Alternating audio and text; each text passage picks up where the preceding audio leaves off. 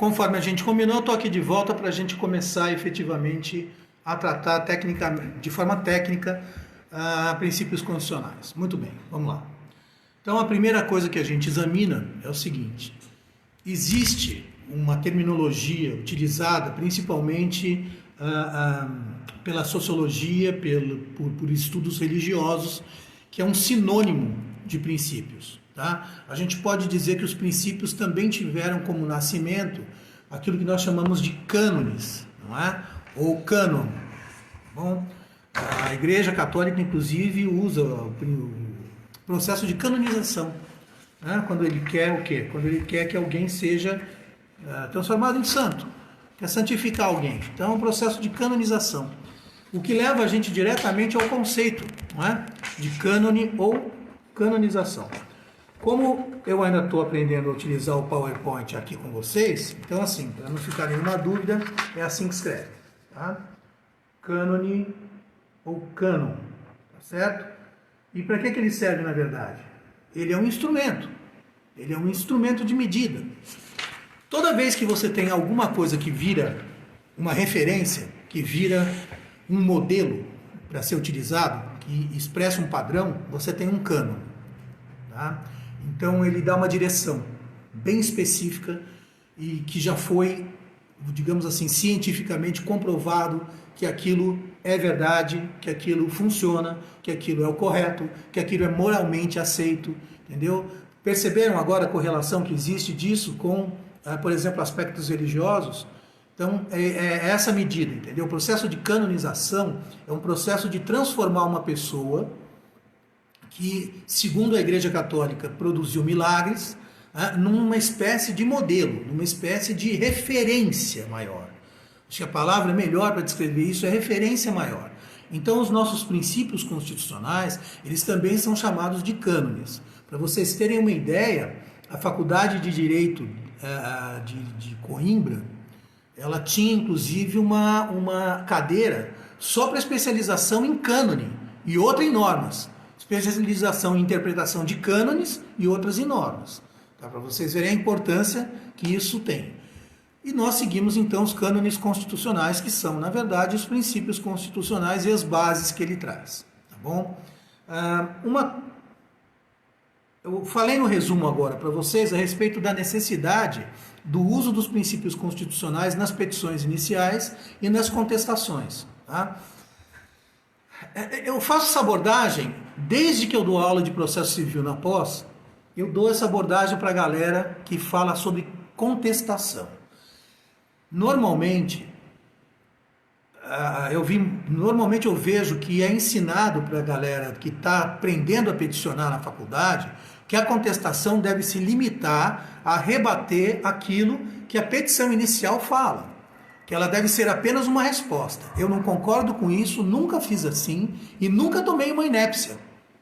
Tá certo? Por quê? Porque a minha contestação, meu amigo, é a minha petição inicial. Me desculpa aí. Eu sou obrigado a contestar cada item da petição inicial. Claro que sim. Porque senão eu sou revel naquilo. Se eu não disse que não é, então é porque é. No meu silêncio eu vou ser prejudicado. Então, se eu tenho 12 itens para contestar, eu vou contestar os 12 itens da petição inicial.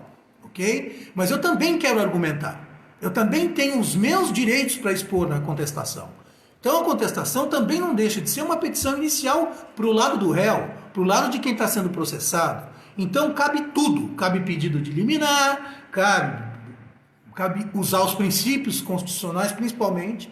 Como eu já tinha dito no resumo, vou repetir agora. Você pode usar os princípios constitucionais tanto para afirmar a constitucionalidade do que você está pedindo, tá certo? Gelsa, bom dia, bem-vinda. Então você pode usar os princípios da legalidade, moralidade, literalidade, tudo isso você pode usar para dizer que o que você está argumentando dentro da sua peça jurídica, recurso, seja o que for, que aquilo é constitucional, que tem um amparo constitucional.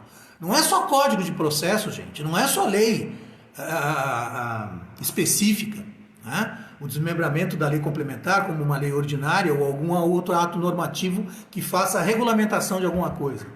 Para quem não lembra mais, é assim que funciona. tá certo? Então você tem a Constituição, lei complementar é mais genérica, vale no país inteiro, vem a lei ordinária, também tem a validade nacional, às vezes dando atribuições para os estados e municípios, mas também com validade geral, com assuntos mais regulatórios do que a lei complementar, que é mais genérica, tá bom? Enfim, o que acontece é que você já mostra que além do código, além da lei complementar, além de tudo isso, acima de tudo isso, você tem a supremacia constitucional, que inclusive é o primeiro princípio que a gente estuda, né? A supremacia da Constituição. João, como é que funciona isso? Funciona da seguinte maneira: o Brasil não adota o supranacionalismo legal. Ele não adota, ele não obedece essa norma que vale, por exemplo, na União Europeia. Quando o Parlamento Europeu expede uma norma, os países, mesmo que a Constituição daquele país seja contrária, não é, aquela norma internacional, é bem isso. Então você tem lá os decretos do Congresso, digamos, do Parlamento Europeu, e ele fere alguma coisa da Constituição de Portugal, Espanha, Holanda, França, meu amigo, vai valer a decisão dada pela União Europeia. Isso a gente chama de direito supranacional. O Brasil não adota isso. A gente adota o princípio da supremacia da Constituição brasileira. Então, qualquer tratado que a gente assine lá fora vai prevalecer o que vale na nossa Constituição e não no tratado. Tá claro isso? Tá bem claro para vocês? Então é assim que funciona, tá? Com a supremacia constitucional, você já começa o seu arrazoado, você já começa escrevendo por ele. Então, quer dizer, nada manda mais na minha normatização brasileira do que a Constituição. A mesma coisa se alguma coisa você perceber que existe um tratamento inconstitucional em relação ao seu cliente, em relação ao seu caso. Então você vai mencionar, olha, o princípio da legalidade não está sendo obedecido. Por exemplo, no caso de um órgão público que está te prejudicando e ele está agindo de forma o quê? Não prevista em lei. Não é só uma questão de ser discricionário. Ele inventou uma norma nova, não é nem norma, ele inventou uma regra que não está escrita em lugar nenhum e vem te multando e vem para cima de você, vem te prejudicando. Isso é inconstitucional. A gente sabe que o princípio da legalidade no direito administrativo, que rege os órgãos públicos, ele deve ser obedecido à risca, né? Para nós, particulares, isso não vale. Vale o quê? Vale a máxima de que se a norma não proíbe, né, ela permite. Se não está escrito no Código Civil, por exemplo, né, na parte toda de direito empresarial, se a lei não diz que eu não posso, então eu posso. Isso não vale para o direito público. Por isso que eu estou citando o princípio do quê? Da legalidade. Então, se o órgão público está agindo de uma forma não prevista em lei, mandado de segurança na cabeça com o princípio constitucional, começando pela supremacia. E aí você já entendeu que eu já disse outro princípio, né, que é o princípio da legalidade, que a gente já parte logo para quê? Para falar a respeito do que está previsto na norma. Então, vou repetir, o princípio da legalidade é o seguinte: o que diz lá o nosso querido princípio? Ninguém é obrigado, está no artigo 5º da Constituição isso, tá? Ninguém é obrigado a fazer ou deixar de fazer, senão em virtude de lei. Todas as vezes que você pega a Constituição e lê o termo lei, tá? Assim, genericamente, quando ele não especifica, é lei ordinária. Se for lei complementar, é obrigado a estar escrito lei complementar. Muita gente não sabe dessa diferença, mas ela existe. E em algumas ocasiões, como esse princípio, né, ninguém é obrigado a fazer ou deixar de fazer, senão em virtude de lei. Essa lei significa norma. Então vale para emenda, vale para decreto, vale para instrução normativa, vale para resolução, vale para tudo que é tipo de norma, inclusive normas administrativas, tá certo? Então esse princípio é bem claro. Princípio da legalidade. Ninguém é obrigado a fazer ou deixar de fazer, senão em virtude de lei. Se a lei não estiver prevendo que deva ser feito daquela maneira. Qual é a exceção? Acabei de falar da exceção. Direito administrativo. O direito administrativo tributário, pelo lado do Estado e nosso. Tributário, administrativo, eles não admitem que você faça alguma coisa que não esteja previsto na lei. Esse princípio não vale dessa maneira para o direito público. No que trata de instituições. Eles têm que fazer estritamente o que está na norma, não pode inventar nada. Tá? A gente chama de ato discricionário, que eu mencionei há pouco, quando a norma dá opções para o poder público que ele utilize uma ou outra alternativa prevista em norma. Então, por exemplo, vamos lá, o órgão poderá multar o estabelecimento, poderá fechar o estabelecimento, poderá suspender a licença do estabelecimento e assim por diante. São várias opções. Então, dentre aquelas opções, o poder público pode agir.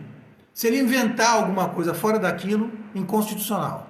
Tá? Já pode entrar com seu mandado de segurança por abuso de poder do Estado. Tá bem? Usando os princípios minimamente supremacia da Constituição, legalidade. Se quiser usar literalidade, dá também, que é aquilo que realmente você tem expresso, é a interpretação. O que está escrito na norma e o que é que você quer que seja interpretado com aquilo que você está colocando na sua peça. Isso é fundamental. E também o princípio da moralidade. Eu já estou aproveitando para já pegar algumas coisas ligadas ao direito público. Assim a gente já vai abordando alguns princípios. Tá bem? Débora, bom dia, bem-vinda. Vamos lá. No princípio, Edneide, bom dia. Espero também que goste da aula, Fabiana.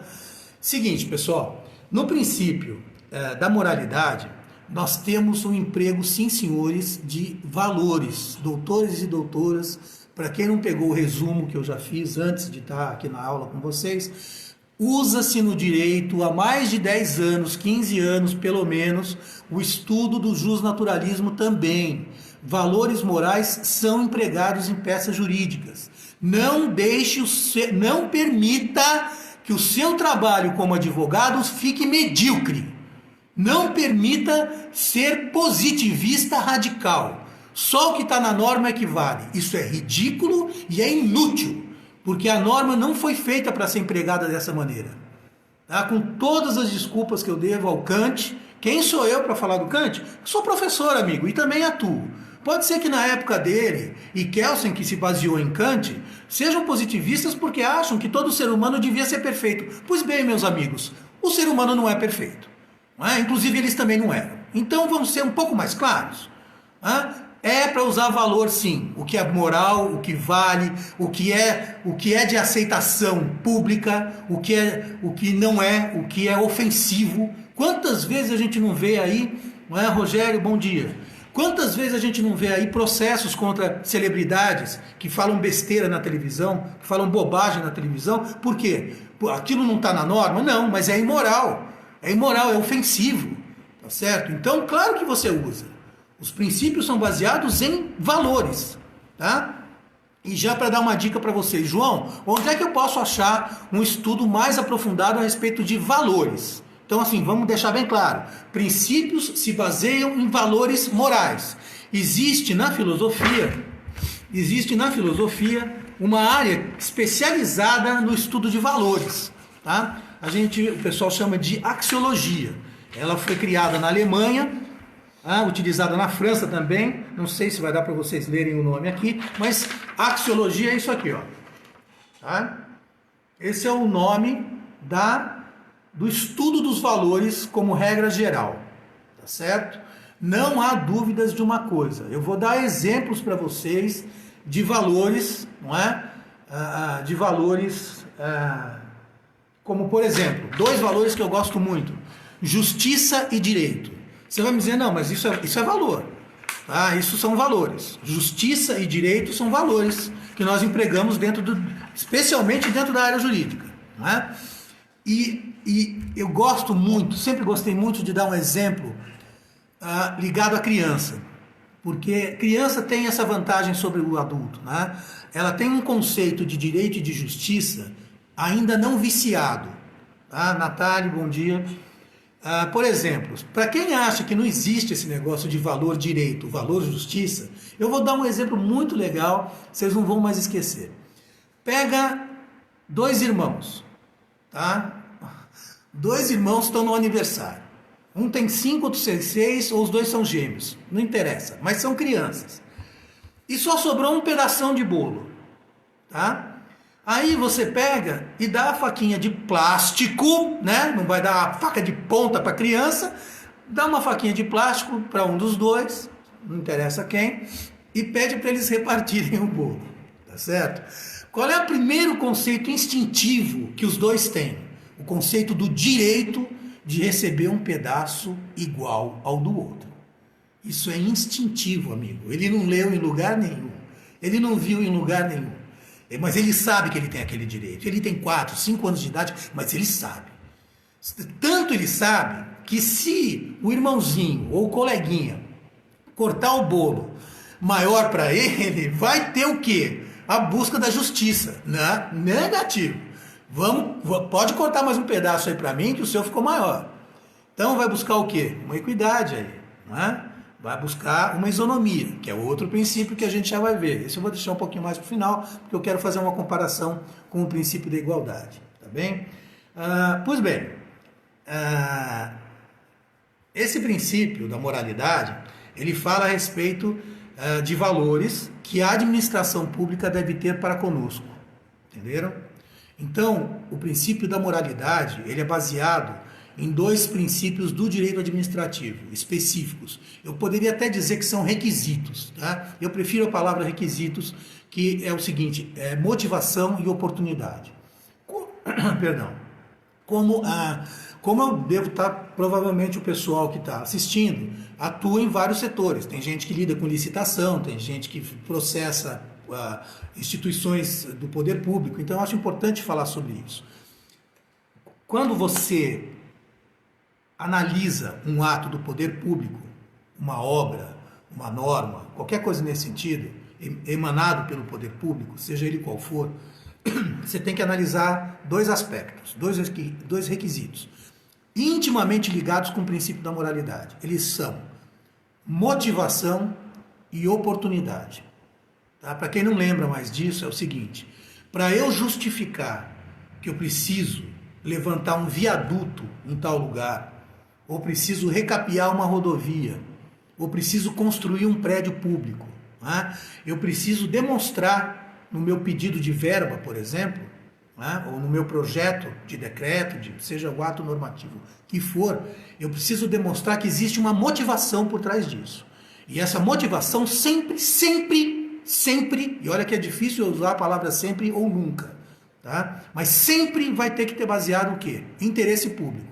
Então, se eu vou levantar uma escola em determinado lugar, pública, eu tenho que comprovar para os meus eleitores, para quem controla isso, para quem fiscaliza isso dentro do governo, a motivação da construção da escola. Não, eu tenho motivo, porque tem alunos aqui que estão indo longe demais para estudar, tem aluno suficiente que justifique a contratação de professores. Isso é o quê? Motivação. E a oportunidade vem atrelada à lei do quê? Principalmente a lei oh, meu Deus do céu. A lei fiscal, como é que chama isso? Eu esqueci, mas me deu esse branco. A lei de responsabilidade fiscal. Ô, diacho, aí sim.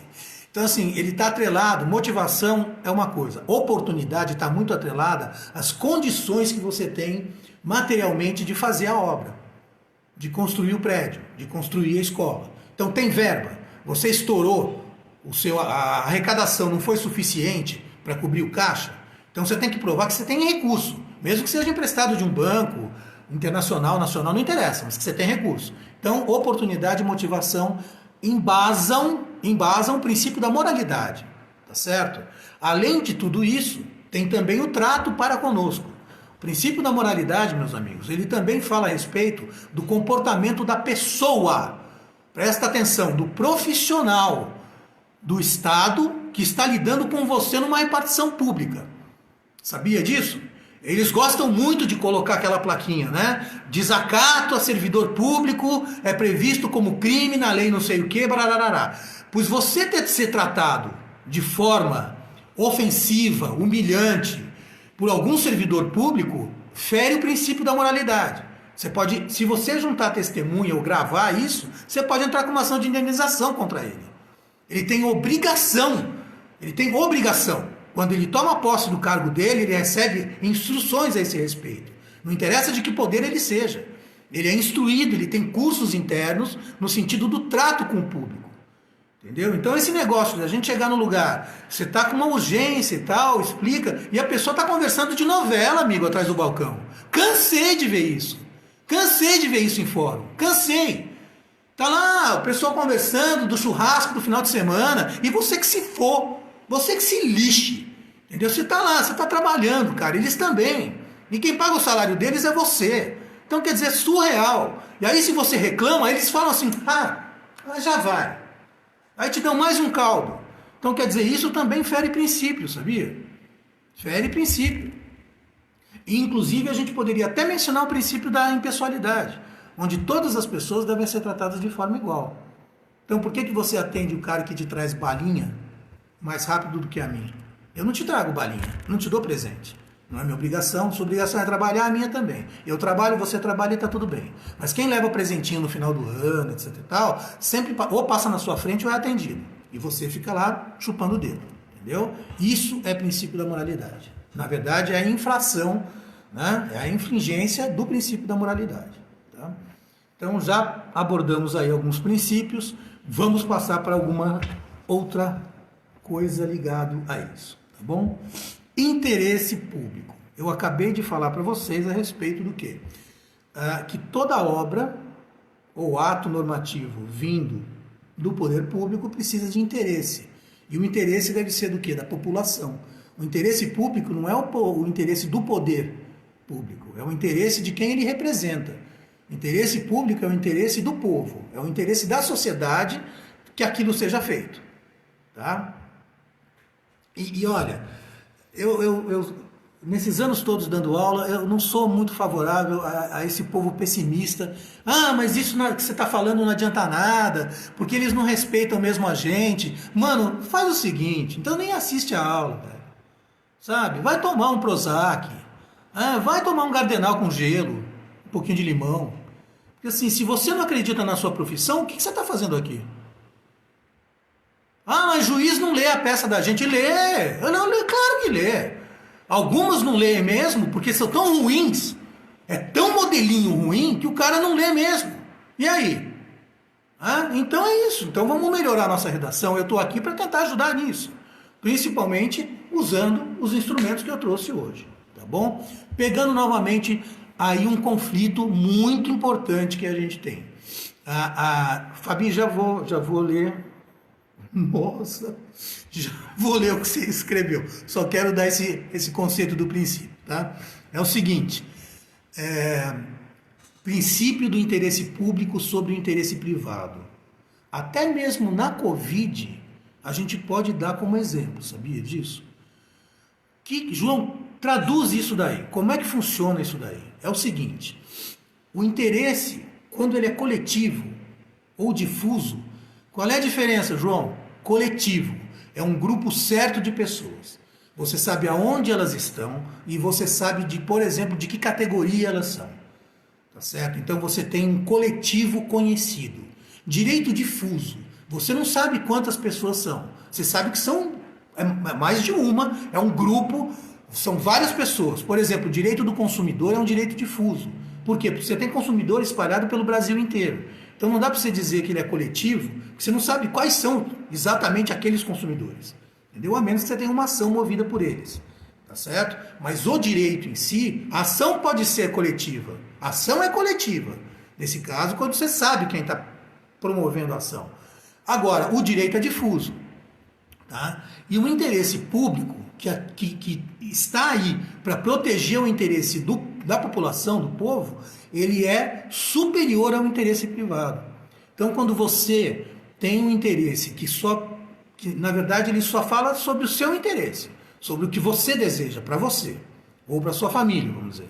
Tá? Mas ele fere o direito de outras pessoas, ele não vai prosperar. O juiz não vai te dar isso.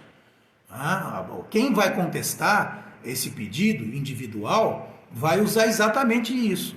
Tá certo? Olha, lamento muito, mas eu não vou admitir que o sujeito faça uma coisa dessas. Então é aquele negócio, fumar dentro de estabelecimento, qual é o fundamento? O interesse público. A saúde de quem está ao redor e não fuma. Então, quer dizer, você tem um cara, 2, 3 caras que fumam e 50 que não fumam. O que deve ser preservado? O direito à saúde, que é um interesse público sobre o interesse individual do cara que insiste em fumar dentro de um restaurante. Tá? Esse é um exemplo. Entendeu? Agora, quarentena, obrigar você a usar máscara. Né? Não vou entrar em termos técnicos disso, que eu já tô meio porra aqui de falar de Covid. Tá? Mas assim, é um fundamento.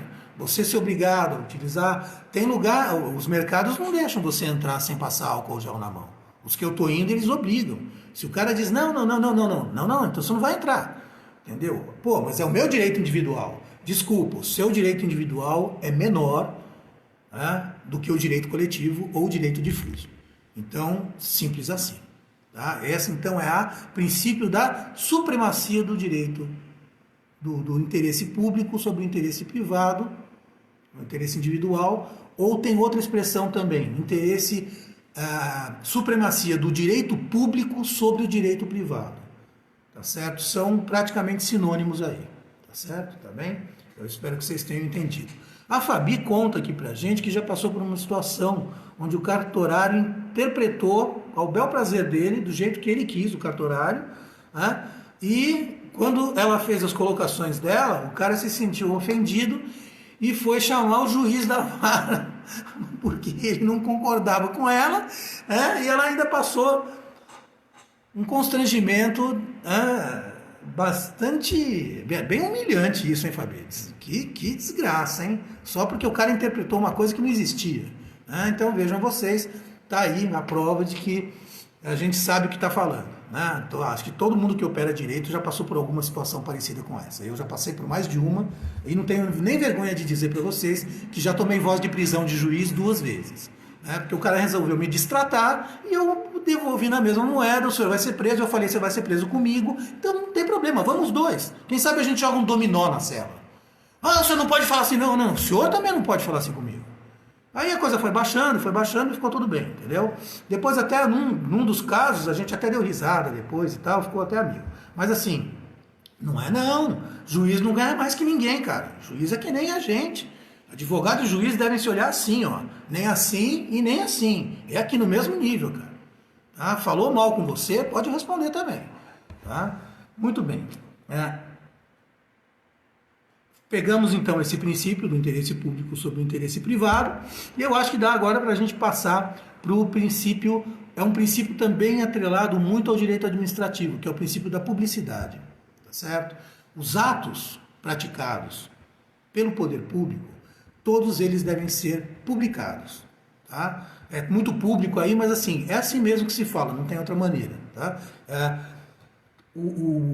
Os poderes do Estado, o Estado em si, quando ele se movimenta em todas as esferas, federal, estadual, municipal, distrital, ele é obrigado a publicar aquilo que ele está fazendo. Então, se ele vai licitar, ele é obrigado a publicar o chamado para licitação, o edital de licitação. O edital, inclusive, obedece o princípio da literalidade, não é só legalidade.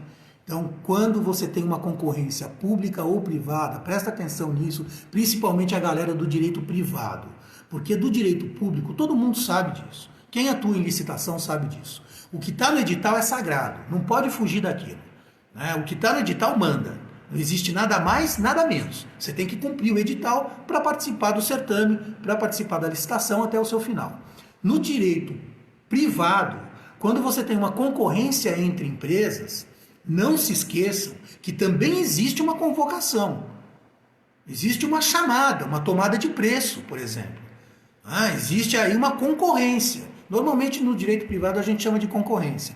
Eu vou chamar 4, 5 empresas que me interessam, fazer uma concorrência entre elas e normalmente os critérios são os mesmos. Né? Preço e qualidade, técnica e preço. Né? Um bom serviço por um bom preço. Normalmente é isso aí. Mas também vale a literalidade no direito privado.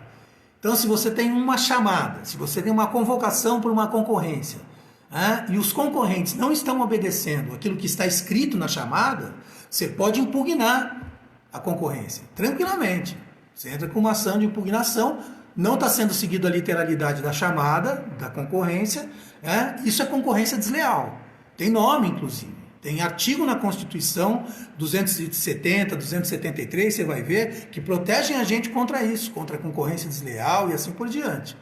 tá? São ligadas explicitamente ao direito empresarial, tá certo? E são princípios também, viu, gente? Princípio da livre concorrência, tá certo? Então você não pode burlar uma chamada privada só porque ela é particular, devem ter particulares, tá? O princípio da literalidade também vale aí. E, resumindo, o princípio da literalidade, então, ele diz o quê? Que vale estritamente aquilo que está expresso no texto. Não pode fugir daquilo, nem para mais e nem para menos. Tá bem? Ok, vamos lá. Agora quero falar de impessoalidade e pessoalidade. São dois princípios completamente diferentes. Completamente diferentes. São antagônicos. Não é? Existe isso, João? Claro que existe. Né? Você tem um princípio da impessoalidade que ele reza o seguinte: todo mundo deve ser tratado de forma imparcial. Tá? Todas as pessoas merecem o mesmo tratamento. Tá certo? Não interessa quem elas são, não interessa o cargo que elas têm. Então é uma impessoalidade. Normalmente também atrelada ao direito público, esse princípio proíbe, na verdade, que as pessoas recebam algum tipo de privilégio ou discriminação. Ok? Depois, quando eu falar do princípio da igualdade, vocês vão ver que eles têm muito a ver. Normalmente são citados juntos. Princípio da impessoalidade, tá certo? Ou seja, não interessa quem está do outro lado do balcão. Ele deve ser atendido como todos. Todos devem ser atendidos com a mesma presteza, com a mesma celeridade, com a mesma educação. Perfeito? Então, o princípio da impessoalidade. Vale também para o aspecto processual. Não esqueçam disso. Então, quer dizer, isso também embasa muita jurisprudência. Os juízes têm que estar muito atentos nisso. Como é que você pega um caso que é praticamente igual a outro, né, pelo mesmo juiz, e você tem uma decisão completamente diferente? Não tem o menor sentido isso. O caso é praticamente igual. Nesse caso, ainda que eu não seja a favor de modelinho, nesse caso você tem, por exemplo, uma ação de despejo. Ela não é tão diferente assim se ela for simplesmente uma ação de despejo. Entendeu? Ela vai ter os mesmos elementos, escrito de forma diferente, claro, espero que sim. Não é? Mas assim, como é que você pode, numa mesmíssima situação como juiz, decidir de um jeito num processo e você mesmo decidir completamente contrário no outro, sendo que a causa é exatamente igual? Absolutamente igual, talvez não os valores, mas a condição econômica do locatário é a mesma, a condição do locador é a mesma, os dois se equilibram e você dá decisões desiguais. Então aí você como juiz, feriu o princípio da impessoalidade, porque você tratou as pessoas de forma parcial, tratou os processos e obviamente as partes de uma maneira imparcial. Tá? Isso é proibido pela Constituição, princípio da impessoalidade. Tá bem? Aí você me pergunta, mas então como é que funciona o princípio da pessoalidade? Quando é que eu trato alguém, quando é que eu vou dar para uma pessoa um tratamento e para outra pessoa um outro tratamento, ou tratar especificamente daquela pessoa? Tratar aquilo de forma realmente pessoal. Facílimo, facílimo. Direito penal, amigão, doutores, doutoras, é um princípio básico do direito penal. Não é? O que é que diz? O que é que diz no direito penal? A pena não ultrapassará a pessoa do réu ou do condenado. Tá certo? Para quem não sabe ainda ou esqueceu, o réu é a condição do sujeito que está sendo processado. Né? Se ele realmente for considerado culpado, aí ele passa a ser tratado como condenado. Que realmente aí vem uma sentença e condenou o sujeito. Tá? Essa é a diferença. De qualquer maneira, a pena não passará da pessoa do condenado. Se ele foi apenado à prisão, é só ele que vai ser preso. Não vai ser preso quem não... Por exemplo, numa quadrilha, o juiz achou por bem que determinada pessoa fosse presa num regime semiaberto, mas um outro que tem um grau de periculosidade maior, porque talvez a ficha seja mais extensa, vai ser tratado de outra maneira. Isso sim é uma pessoalidade. Ele vai tratar um sujeito de uma maneira, por isso tem a ver com a igualdade. Entendeu? Os iguais de forma igual, os desiguais de forma desigual. É que esse daí tem muito a ver com... A igualdade, isonomia, tem muito a ver com direitos humanos. Então eu sempre deixo para falar o final, para não misturar os assuntos. Tá? Mas da pessoalidade, principalmente isso. João, vale só para o direito penal? Claro que não vale só para o direito penal, gente. Qualquer sentença, ela só pode causar consequências para as partes que estão envolvidas no processo. Eu não sei se vocês estão lembrados, há um tempo atrás, quando começou o peticionamento eletrônico e tal, houve um movimento da magistratura no sentido de responsabilizar os advogados pela intimação do seu cliente. Como se o advogado fosse o devedor também, entendeu? Isso caiu, óbvio, nunca que ia colar. Você está advogando para o sujeito deve, aí se ele não pagar, você que é intimado, como se fosse ele, entendeu? Citado, no caso, não é intimado, desculpa. Você seria citado no lugar da parte. Nunca que isso ia poder passar. Porque eu não sou a pessoa. Não sou eu que estou devendo, cara. Não sou eu que tenho que indenizar ou não. Então, assim, eu não tenho nada a ver com isso. Eu defendo o cara. Ponto. Eu não sou responsável economicamente por ele. Então, claro que isso não ia passar. Tá? Exatamente baseado no princípio do quê? Da pessoalidade. A decisão, a sentença, só pode causar efeitos sobre pessoa determinada e identificada. Tá claro isso? Tudo bem? Beleza. Vamos em frente. Eu acho que já dá para a gente falar aí a respeito do princípio da igual. Eu acho que já vou pegar esse caminho, sim. Tá? Tem uma confusão antes que eu quero desfazer. Alguns professores passam para os alunos, e cada um tem sua opinião, tá? Que não é uma crítica, é uma postura, que existe o princípio da propriedade. Tá? No Brasil é bem arraigado o direito à propriedade. Cuidado com direito e princípio. Tá? Não é o direito que orienta o princípio, é o valor que orienta o princípio e o princípio orienta o direito. Se liga, essa é a sequência. Uma peça bem embasada parte daí. Parte de valores, vai para princípios e vem para o direito. A escala é essa. Tecnicamente é assim que se faz. Tá? Mas alguns professores tratam de princípio da propriedade, do direito à propriedade como princípio. Eu não adoto essa postura assim de forma muito clara. Eu até não discordo, tá? Mas eu, ao longo do tempo, fui percebendo que propriedade ela é mais exercida, né? O que eu concordo, sim, e tem até no material que eu publico, é o princípio social da propriedade. Isso sim. Aí sim, isso eu acho que é um princípio. A propriedade deve ter uma finalidade social. Então, quer dizer, ter terras só para especulação ou deixar terras abandonadas sem produtividade, eu sou contrário a isso. Eu sou contrário a isso. E não tem nada a ver aí com posicionamento ideológico político ou regime de governo. Tá? Eu só acho que não tem cabimento ficar especulando com uma terra sem que ela produza alguma coisa para a sociedade. Simplesmente isso. Tá? Por isso que eu também sou contrário à invasão de terras produtivas, pelo mesmo motivo. Se as terras são produtivas, não enche o saco do cara, deixa o cara trabalhar, pô, tá certo? É isso. Então, para mim, propriedade, para mim, é isso. Eu acho que existe o princípio do uso social da propriedade, assim como justifica o uso capião urbano. Então você tem um imóvel fechado há 2 anos e meio, ninguém ocupa, ninguém faz nada, alguém começa a morar lá, pagar a conta de luz, não sei o que lá, se aquela moradia está abandonada há 2 anos e meio, por que o proprietário quer ela? Vai ter sua função social. É assim que funciona. Tá? E por favor, aos coleguinhas que eu pego no elevador do fórum falando uso campeão não existe. Tá bom? Uso campeão talvez de medalha. Quem tem medalha e ganha uma competição, faça uso campeão da medalha. Tá? Mas uso campeão na nossa área, pelo amor de Jesus Cristo. Né? É que nem o cara entrar com uma assustação de cheque. Ele chega no cheque e faz burro. Né? Vai assustar o cheque. Porra! Para, meu! Né? Vamos estudar. Operador do direito tem que saber falar português, o mínimo. O mínimo de português. Para mim são duas profissões que não têm condição. Jornalista e operador do direito, juiz, promotor, advogado, seja o que for. O teu instrumento o seu instrumento de trabalho é a palavra, amigo. Se você não sabe o que você está falando, você vai fazer o que da porra da vida? A gente viemos, parou. Nunca é tarde para estudar, nunca. É só você ter vontade.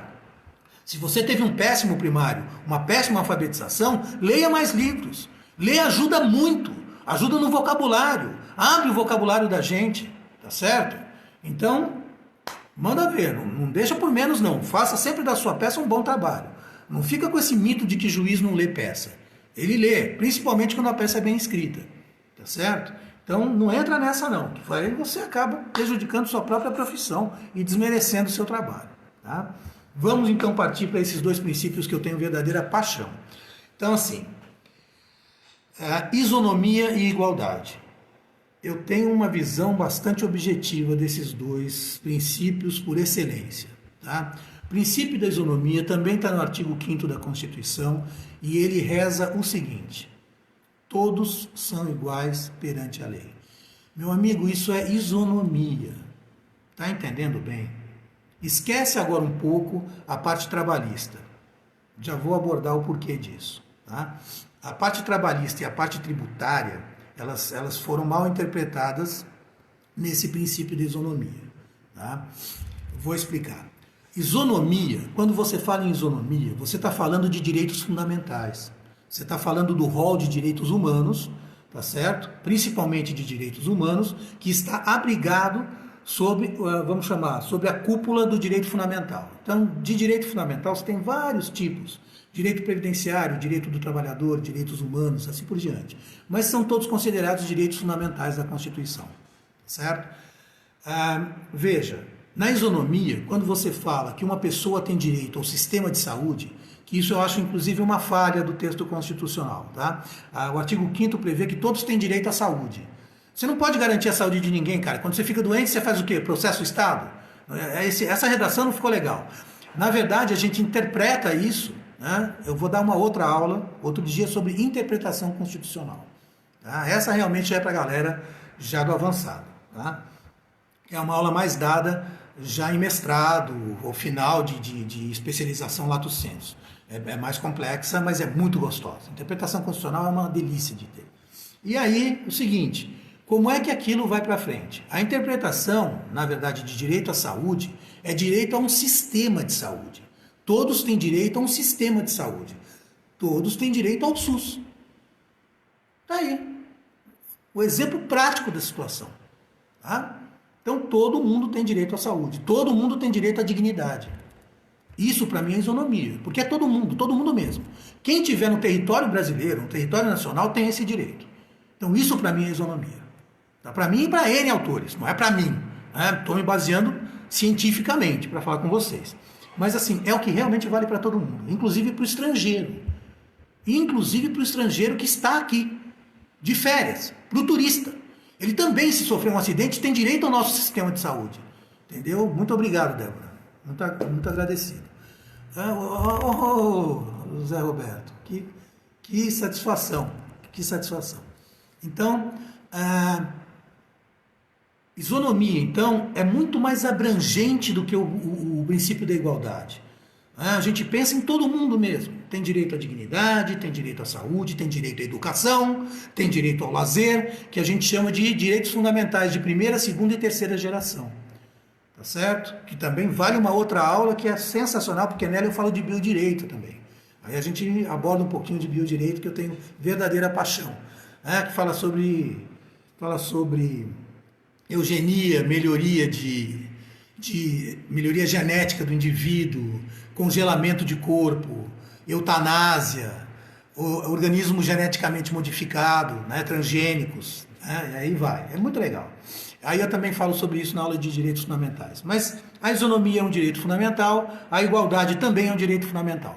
Mas diferentemente da isonomia, em que todos são iguais perante a norma, e esse é um dos casos em que a lei, a palavra lei na Constituição, vale como norma, não é só lei, é emenda, resolução, decreto e assim por diante. Tá? E o Rogério chama atenção, inclusive, de uma discussão que está tendo sobre o atendimento à boliviana. Nossa, Rogério, que sensacional esse toque, cara.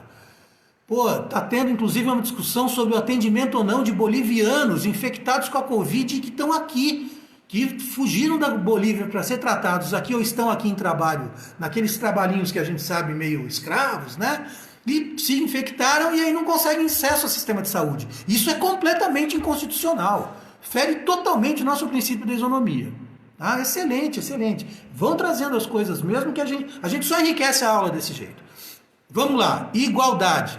Igualdade parece eu quando dou esse conceito, eu acho graça, porque parece chover no molhado, né? O que fala o princípio da igualdade? Ele fala o seguinte: os iguais serão tratados de forma igual e os desiguais de forma desigual. Tá? Eu também costumo chamar, e aí realmente é uma coisa que eu faço em sala de aula, porque eu não vi em doutrina isso, mas eu também chamo esse princípio de princípio da desigualdade justificada. Vou repetir: princípio da desigualdade justificada. Tá? Então, quando é que se justifica? Lembra da impessoalidade que eu mencionei? Então, tem a ver. Quando é que você trata um grupo de forma X sobre um assunto e sobre o mesmo assunto você trata outros indivíduos de outra maneira? Tá? Vou dar um exemplo muito legal que vocês também não vão esquecer. As pessoas que são portadoras de necessidades especiais no aspecto funcional físico, tá? Então, por exemplo, teve um braço amputado, teve uma perna amputada, coisas nesse sentido, entendeu? Ou ficou paraplégico, né? Eu não sei se vocês sabem disso, mas eles têm isenção de alguns tributos, não é imunidade, não é imunidade, tá? Eles têm isenção de alguns tributos, tá certo? Eles têm isenção de alguns tributos na compra de automóveis, veículos automotores. Por que isso, João? É um privilégio? Não caia nessa pegadinha. Eu já formulei pergunta para concurso público e a galera cai que nem um pato. É assim, mas cai mesmo. É só você colocar uma situação comovente, de uma dificuldade de alguém, e falar: é justificado que o Estado dê esse privilégio para a pessoa portadora de necessidade? Não é privilégio nenhum, cara. Isso não é privilégio nenhum. A Constituição não concede privilégio. Assim como ela também não permite a discriminação. O privilégio é a discriminação dos outros. Então alguém está sendo privilegiado e os outros estão sendo discriminados. Isso não existe. O que o princípio da igualdade faz, ou o princípio da desigualdade justificada faz, é estabelecer uma condição de equilíbrio entre as pessoas. Então quem não é portador de necessidade física, de necessidade especial física, né, vai pagar os tributos normalmente. Sabe por quê? Porque o cara que não vai pagar os tributos vai gastar com a adaptação do carro. Então não é porque ele é portador da necessidade. É isso que a galera não entende. Né? Não existe lugar para esse negócio: eu tenho pena, A norma não funciona assim. A norma vai tentar equilibrar a situação. Bom, já que você vai ter que fazer adaptações no volante, pedal, freio de mão e aí por diante, e isso não é barato, amigo. Então assim, tira os tributos, tira alguns tributos mais pesados do veículo para que ele alcance um patamar, entendeu? Mais justo, mais equilibrado. Perfeito, tranquilo. Entende isso? A mesma coisa, os idosos com mais de 65 anos não pagam passagem, ou de 60, agora realmente não me lembro. Mas por quê? Já contribuíram, pô, a vida inteira, com previdência, com tributo, com o diabo a quatro. Então deixa o cara agora aproveitar a aposentadoria dele, se é que ele vai conseguir. Né? Realmente, o Estado tem que devolver para ele as coisas que ele tanto pagou durante tantos anos. Isso, por exemplo, é um exemplo não é de isonomia isso. Porque são os idosos com mais de tal idade. Então não é todo mundo. Eles são um grupo de desiguais. Nós que pagamos passagem somos os iguais. Somos tratados dessa maneira. E os desiguais, justificadamente, são tratados de forma desigual. Simplesmente isso. Então não me cai nessa pegadinha de concurso público ou de OAB de que tem privilégio. Os princípios dão privilégios justificados. Não tem palavra privilégio, como não deve ter a palavra discriminação. Uma coisa é o contrário da outra. Quando uma está sendo praticada, a outra também está. Com alguém, mas está. Tá bem? Me lembro de ter dito a vocês, para esquecer no aspecto tributário, o princípio da isonomia, porque ele é usado como princípio da igualdade. Eu explico para vocês isso facilmente. Tá? Eu vou dar um exemplo do direito do trabalho, que também vale para a isonomia tributária, entendeu? Que, na verdade, é igualdade tributária. Você dá um tratamento igual a um regime de imunidade, por exemplo. Então, os imunes são desiguais. Quem não é imune é igual. Não tem nada de isonomia nisso, porque não é para todo mundo. Artigo 150 da Constituição, 1, 2 e 3. Tá lá, os desiguais são aqueles. Quem não cumprir aquilo é igual, vai pagar tributo como todo mundo. Tá? No direito do trabalho, você tem aquele problema de equiparação salarial. Você tem duas pessoas ocupando o mesmo cargo, a mesma função, com salários distintos. O que o advogado faz? Entra com um pedido do quê? De equiparação salarial com base na isonomia salarial ou isonomia do trabalho. Ou isonomia, direito à isonomia. Para mim, completamente errado o termo. Tá certo? Por quê? Porque eles não ganham a mesma coisa que o gerente, que eles também não ganham a mesma coisa que o auxiliar. Então, vamos dizer, um cargo ali de assistente, são dois assistentes, aquela faixa salarial é desigual à outra, que é desigual à de baixo, e assim por diante. Então eles são tratados de forma desigual, os de cima de forma desigual, todo mundo, na verdade, acaba tendo sua faixa salarial. Então não vejo por que usar o termo isonomia. Porque se o salário fosse o mesmo, ainda que fossem o mesmo dentro da empresa inteirinha, então a pessoa que cuida da limpeza e o presidente têm o mesmo salário. Eu ainda cederia para falar, tá, ali dentro o salário é isonômico, porque é igual para todo mundo. O direito de receber o salário é igual. O direito de receber. O valor é desigual. Então você fala em equiparação salarial, você está falando em igualdade e desigualdade. Está existindo uma desigualdade injustificada, se as pessoas têm o mesmo cargo, as mesmas funções e salários diferentes. Então isso é uma desigualdade sem justificativa. Tá certo? Tudo bem? Ok? Então, muito bem. Eu acredito que com isso, a gente já está aí com 51 minutos de aula, mais ou menos aquilo que a gente dá na faculdade, né? Mais ou menos o tempo que a gente dá de aula na faculdade, e que também não fique cansativo para vocês. Eu vou sempre procurar dar mais ou menos esse tempo, tá? Só para explicar para vocês uma última coisa, eu já falei do cânone, né, da axiologia. A axiologia vale muito a pena estudar, apesar de que os sociólogos odeiam essa área da filosofia, e mesmo alguns filósofos não gostam muito. Eu gosto bastante de estudo de valores, tá? Já ouviram falar disso aqui, né? Já viram? Já ouviram, né? É bem legal, né? Para quem gosta de constitucional, essa daqui é a matéria top que tem. Essa daqui é uma delícia. Mas o controle de constitucionalidade, eles, no meu modo de ver, eu aprendi nesses 26 anos, que ele é a última matéria que a gente dá. Você precisa conhecer todo o sistema constitucional, né?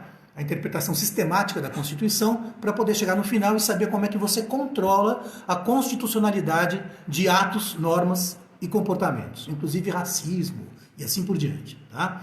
Então, quer dizer, o que eu quero deixar claro para vocês, para a gente fechar, é que o uso desses princípios que eu discorri aqui com vocês hoje, e eu estou dando a dica de que vocês usem isso como pré-arguição de inconstitucionalidade ou constitucionalidade nas suas peças, começa com isso.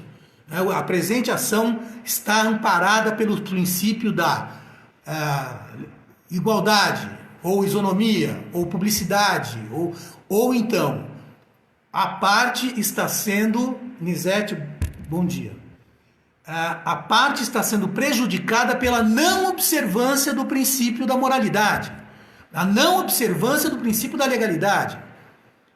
Então isso é inconstitucional. Então, essa é a dica. Eu dei os conceitos, vocês vão encaixando isso de acordo com a área de atuação de vocês. Tá? Conceito de princípio, meu amigo, tem vários. Eu prefiro muito, eu gosto muito do Canotilho, né? José Joaquim Gomes Canotilho, que é um português, eu acho um constitucionalista de primeira linha. Gosto de coisas da professora Maria Garcia também, são boas referências.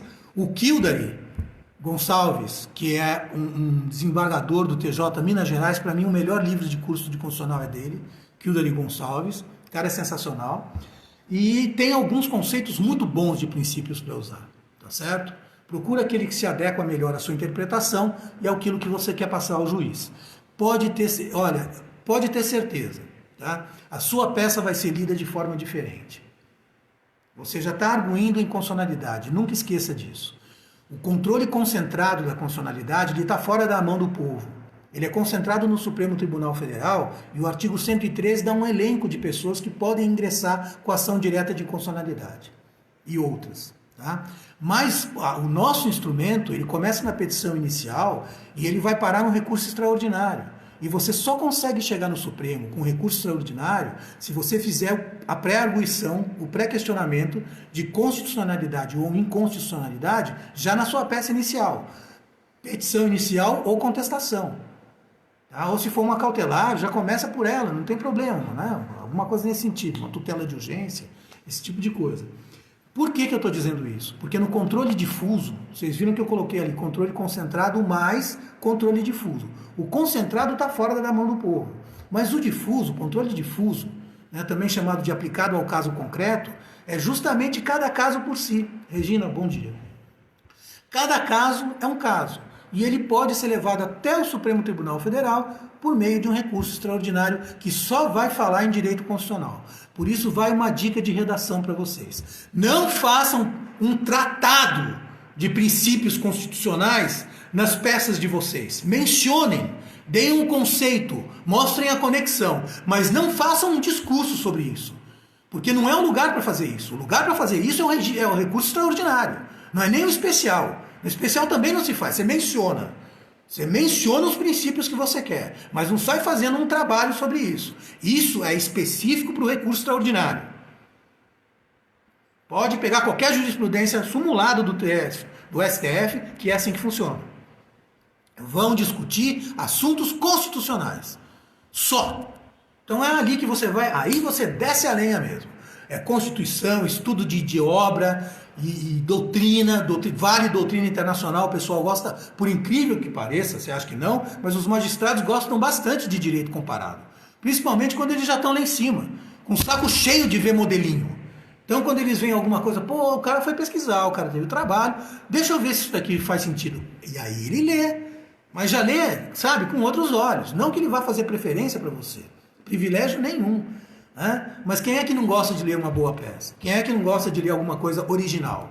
Que você sabe que a pessoa que está do outro lado teve o trabalho que você está tendo para ler. Fica diferente, não fica? Não é verdade? Não tem peça que você pega de colegas teus que estão degladiando com você, você fala, meu Jesus Cristo, eu já tive peça que eu escrevi para o juiz o seguinte, eu não entendi o que ele quer. Eu nem entendi a peça. Excelência, por favor, pede para esclarecer, que eu não estou entendendo. Ele começa com o pedido, fecha com o direito, aí ele faz o pedido, aí o pedido não casa com a primeira coisa que ele mencionou. Quer dizer, e o juiz acatou. O juiz pediu para o cara emendar a inicial com uma série de coisas e colocar numa ordem lógica, pelo amor de Deus. Então assim, imagina, o cara que já chegou lá em cima, tem uma carreira de 30 anos, 25, 30 anos de magistratura, ele, claro que ele vai dar atenção, mesmo que o juiz de primeira instância. Ele vai perceber que a tua redação é diferenciada. Então aproveita, usa, vai atrás dos conceitos. Tá certo? Você não perde nada por isso. De forma nenhuma. Perder você não perde nada. Tem muito a ganhar. Tá certo? E todas as instâncias são obrigadas a falar da constitucionalidade. Não esqueça disso. Quando você coloca uma pré-arguição, o juiz de primeira instância é obrigado a falar da opinião dele, se ele acha que é ou não constitucional. Se vai para apelação, você menciona de novo, os desembargadores são obrigados a mencionar isso no acórdão. Se vai para o STJ ou para o TRF, por exemplo, na Justiça Federal, todos os magistrados são obrigados a opinar quando você faz um pré-questionamento de constitucionalidade ou de constitucionalidade. Está bem claro isso? Até chegar no Supremo. Então nunca se esqueça disso. Tá bem? Eu espero que tenha sido útil essa informação para vocês e que a profissão só possa crescer com isso e nós sermos valorizados também pelos nossos clientes e amigos. Tá bem? Um sábado ensolarado para vocês, com muita paz, muito amor. Cuidem-se, né? Se forem sair, saiam com cuidado. Tá bem? Então, um grande abraço para vocês e um ótimo final de semana. Até a próxima.